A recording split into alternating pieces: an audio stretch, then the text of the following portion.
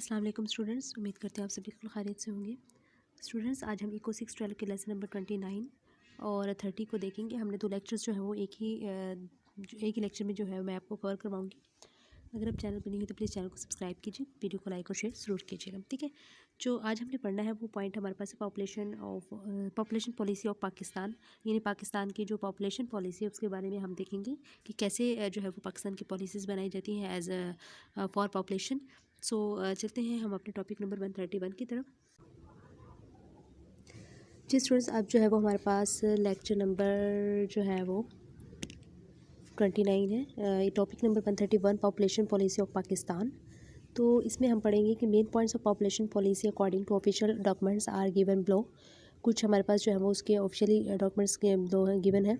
तो while population growth rate जैसे कि पीजीआर जिसको शॉर्ट फॉर्म है has decline from over 3% in previous decades to its current level of 2.1% per annum.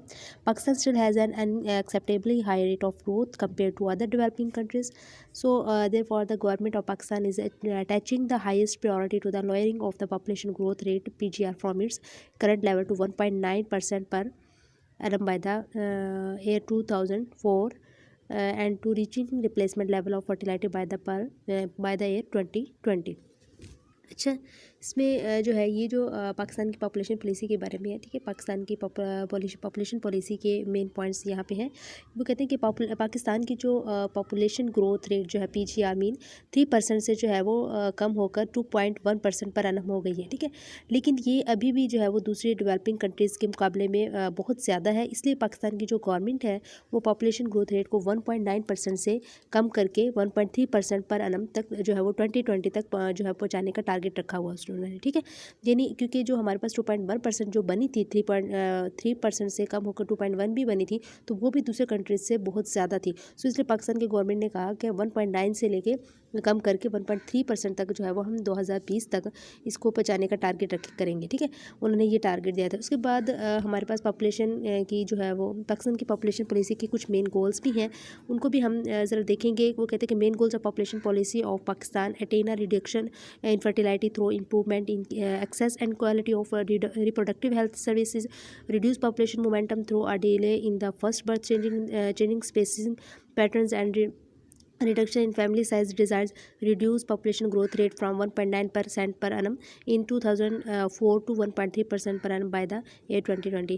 तो इनके जो कुछ मेन गोल्स जो है वो ये हमारे पास है कि फर्टिलिटी को कम करने के लिए रिप्रोडक्टिव हेल्थ सर्विसेज में जो है वो कुछ हमने बेहतरी लानी है, और पॉपुलेशन मोमेंटम को कम करने के लिए पहली बर्थ को जो है वो डिले करना है, और स्पेसिंग पैटर्न्स को हमने जो है वो चेंज करना है, और फैमिली साइज़ जो है डिज़ायर्स को भी हमने क्या करना है, कम कर देना, रिड्यूस कर देना।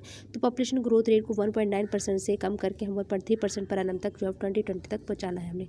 तो इस पॉलिसी के जरिए जो है वो पाकिस्तान की गवर्नमेंट अपनी पॉपुलेशन ग्रोथ रेट को कम करने और अपने लोगों की हेल्थ और वेल बींग को बेहतर बनाने का जो है वो टारगेट उन्होंने ये रखा हुआ है। ठीक है, इसके बाद हमारे पास टॉपिक 132 एंड 133 में हमारे पास critical analysis of population policy है।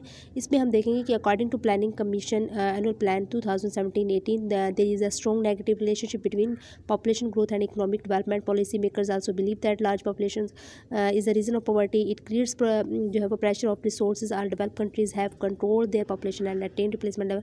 मैं आपको जो है वो उसको बता देती हूँ कि वो कहते हैं कि ये पाकिस्तान की पॉपुलेशन पॉलिसी की एक जो है वो क्रिटिकल एनालिसिस है। प्लानिंग कमीशन की एनुअल प्लान 2017 से 18 के मुताबिक जो है पॉपुलेशन ग्रोथ और इकोनॉमिक डेवलपमेंट के जो है वो बीच एक मजबूत नेगेटिव रिलेशनशिप है। ठीक है, तो जो पॉलिसी मेकर्स का यही जो है वो मानना है, ये भी मानना है कि बड़ी जो ज़्यादा पॉपुलेशन की वजह से पॉवर्टी जो है वो बढ़ती है, तो रिसोर्सेज पर जो है वो दबाव पड़ता है, और डेवलप्ड कंट्रीज़ ने जो है वो अपनी पॉपुलेशन को कंट्रोल किया है और रिप्लेसमेंट लेवल फर्टिलिटी को हासिल किया है। ठीक है, तो हालांकि ये ऐसा होता नहीं है, लेकिन पॉलिसी मेकर्स का जो है वो ये मानना है। तो लेकिन ये एनालिसिस जो है ये भी कहते हैं कि ये अजम्पशंस जो है वो सच नहीं है, ट्रू नहीं है। हिस्टोरिकल फैक्ट्स और फिगर्स के मुताबिक जो वो पॉपुलेशन की में जो ज़्यादती है उसके साथ जो है वो पॉवर्टी कम होती है, और रिसोर्सेज की अवेलेबिलिटी भी जो है वो बढ़ जाती है। तो इसके अलावा जो कंट्रीज़ ने अपनी पॉपुलेशन को कंट्रोल किया था वो अब लो फर्टिलिटी और एजिंग पॉपुलेशन के जो है वो उनकी समझते हुए जो है वो उनको कर रहे हैं कि इसलिए पाकिस्तान को भी अपनी पॉपुलेशन पॉलिसी जो है वो बनाते वक्त जो है वो इस चीज़ का ध्यान रखना चाहिए और एजिंग सोसाइटीज़ के जो है वो गलत अजम्पशंस और फुट स्टेप्स को जो है वो ब्लाइंडली फॉलो नहीं करना चाहिए, ठीक है। अंधाधुंध इनको इस्तेमाल नहीं करना चाहिए, फॉलो नहीं करना चाहिए। तो इस एनालिसिस के लिए जो है वो डाटा की वेरिफिकेशन के लिए आप ओवर वर्ल्ड इन डाटा की वेबसाइट पर जो है वो विजिट कर सकते हैं, जो एक जो है वो कहते हैं कि अथेंटिक सोर्स है और जिसे वर्ल्ड लीडिंग यूनिवर्सिटी जैसे कि हार्वर्ड है, ऑक्सफोर्ड वगैरह है, अपने स्टूडेंट्स को टीच करने के लिए इन वेबसाइट्स का जो है वो इस्तेमाल करती हैं। ठीक हो गया जी स्टूडेंट्स। अब जो है वो हम लेसन नंबर 30 पे आ गए हैं, ठीक है। इस 30 में भी हमने बहुत सारी चीज़ें पढ़ी हैं, जैसे कि हमारे पास जो पॉइंट है वो है एजिंग एंडर्स इकोनॉमिक कॉन्सिक्वेंसेस। इसके बारे में हमने रीड करना है। तो टॉपिक नंबर 134 से 138 तक एजिंग एंडर्स जो है वो सोशियो इकोनॉमिक कॉन्सिक्वेंसेस के बारे में हम पढ़ेंगे। क्लियर। अब जो है वो हमारे पास 134 से 138 तक का टॉपिक है ageing and its socio economic consequences. इसमें हमें बताया जाता है कि ageing is a process of increase in the median age of a country due to declining fertility and rising life expectancy. It is one of the major demographic change that is taking place in most of the countries. It means that population of a country is getting older and share of aging population is increasing. According to United Nations, our world is aging and almost जो है वो every country is experiencing that growth in the growth in the portion of older population. This process of aging is inevitable and almost irreversible. Aging is considered as one of the most significant. ठीक हो गया। इसमें जो है वो हमें students ये बताया गया है कि ये जो एजिंग और उसकी जो सोशो इकोनॉमिक कॉन्सिक्वेंस का जो है वो के बारे में हमने पढ़ना है इसमें। तो एजिंग एक प्रोसेस है जिसमें किसी कंट्री की मीडियन एज बढ़ती है, जो डिक्लाइनिंग फर्टिलिटी और राइजिंग लाइफ एक्सपेक्टेंसी के जो है वो जैसे होता है। इस प्रोसेस की वजह से जो है वो पॉपुलेशन की जो उम्र होती है वो बढ़ती है और एजिंग पॉपुलेशन का जो हिस्सा है वो भी जो है वो बढ़ जाता है। तो यूनाइटेड नेशंस के मुताबिक जो है वो हमारा जो वर्ल्ड जो एजिंग हो रही है और लगभग जो है वो हर कंट्री में ओल्डर पॉपुलेशन का जो हुआ हिस्सा है वो बढ़ रहा है। तो ये एजिंग का जो प्रोसेस है वो इनवर्टिबल और ऑलमोस्ट इरिवर्सिबल होता है, ठीक है। तो एजिंग के जो ड्राइवर्स कुछ हमारे पास ये मौजूद है, हम इसके जो है वो कुछ ड्राइवर्स को देखेंगे। यहाँ पे देखें drivers of ageing following are factors that are contributing the process of ageing in many countries. Depressed fertility in many countries, population control policies, improve life expectancy and health facility.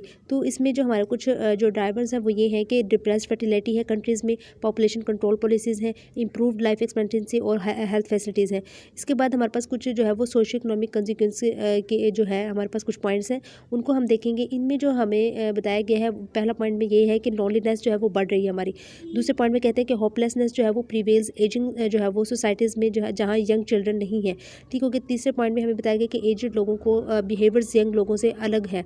जो भी aged लोग हैं वो भी उनका जो behaviours है वो यंग लोगों से बिल्कुल मुख्तलिफ है। तो एजड लोग जो है वो चौथे पॉइंट में कहते हैं कि एजड लोग जो है वो स्टीरियोटाइप हैं और उनकी जो ऑब्लिगेशंस और एक्सपेक्टेशंस है वो जो है वो चेंज हो जाती हैं। तो हाउसिंग, ट्रांसपोर्टेशन और सोशल प्रोटेक्टिंग सिस्टम पर जो है वो असर पड़ेगा। तो 6 पॉइंट में वो कहते हैं कि फैमिली स्ट्रक्चर और जो इंटर जनरेशनल जो है रिलेशनशिप्स पर जो है वहाँ पे भी इफ़ेक्ट पड़ेगा। तो सो लेबर और फाइनेंशियल मार्केट्स पर असर पड़ेगा क्योंकि एजिंग पॉपुलेशन की वजह से जो है वो कम लेबर अवेलेबल होंगे। सो ये भी सभी कॉन्सिक्वेंस एजिंग के प्रोसेस की वजह से होता है और ये हमें सोशो इकोनॉमिक पॉलिसीज़ को बनाते वक्त जो है वो एजिंग के चैलेंजेस को ध्यान में रखने की ज़रूरत है कि हमने जो है वो कैसे करना है। क्योंकि जितने हमारे अगर मुल्क में ज़्यादा लोग एजड हो गए तो हमारी लेबर फोर्स कम हो जाएगी, हमारी इकोनॉमिक ग्रोथ जो है वो कम हो जाएगी, बहुत ज़्यादा हमें जो है मसाइल होंगे। जितनी हमारी यूथ होगी, जितनी हमारी पॉपुलेशन होगी, उससे हमें ज़्यादा ही फ़ायदा हासिल होता है, ठीक हो। स्टूडेंट्स ये जो था आपका लेक्चर नंबर 29 एंड 30 जो है वो मैंने कवर करवा दिया। आई होप सो आपको इसकी समझ आ गई होगी। चैनल पे न्यू है तो प्लीज़ चैनल को सब्सक्राइब कीजिएगा, वीडियो को लाइक और शेयर ज़रूर कीजिएगा। Thank you so much and अल्लाह हाफिज़।